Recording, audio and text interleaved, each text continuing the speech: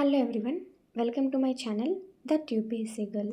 ఇక్కడైతే నేను జియోగ్రఫీని చదువుతున్నాను. మార్నింగ్ టైంలోనే ఈ సెషన్ అయితే స్టార్ట్ చేశాను. జియోగ్రఫీ కూడా one of the core subject కాబట్టి అస్సలు నెగ్లెక్ట్ చేయకూడదు. మనకు టైం పట్టినా కూడా ప్రతి ఒక్క సబ్జెక్ట్ని ఖచ్చితంగా కంప్లీట్ చేసి ఎగ్జామ్కి వెళ్ళాలి.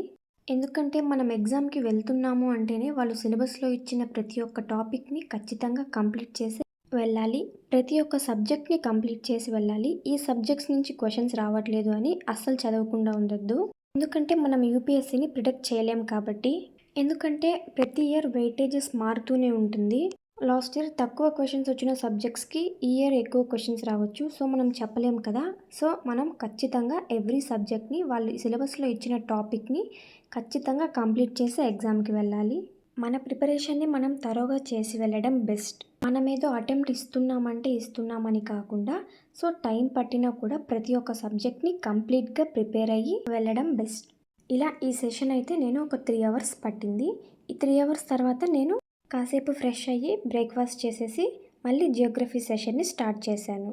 జియోగ్రఫీని ఒక 3-4 డేస్లో కంప్లీట్ చేద్దామని అగైన్ ఈ సెషన్ని కూడా జియోగ్రఫీ చదువుతున్నాను. ఎలాగో నోట్స్ ప్రిపేర్ చేసుకున్నాను కాబట్టి త్వరగానే అయిపోతుందని అనుకుంటున్నాను. అండ్ ఇక్కడ వచ్చేసి నేను ఈ సెషన్ అయితే ఒక 3 అవర్స్ చేశాను. ఈ 3 అవర్స్ అయిపోయిన తర్వాత మళ్ళీ అగైన్ లంచ్ చేసేసి ఒక హాఫ్ అన్ అవర్ అయితే న్యాప్ తీసుకున్నాను. ఈవినింగ్ లేవగానే ఒక ఆరెంజ్ జ్యూస్ తాగేసి కరెంట్ అఫైర్స్ సెషన్ అయితే వినడం స్టార్ట్ చేశాను.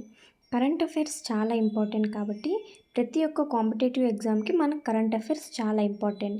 సో కరెంట్ అఫైర్స్ని, న్యూస్ పేపర్ అనాలిసిస్ని అస్సలు మిస్ చేయొద్దు.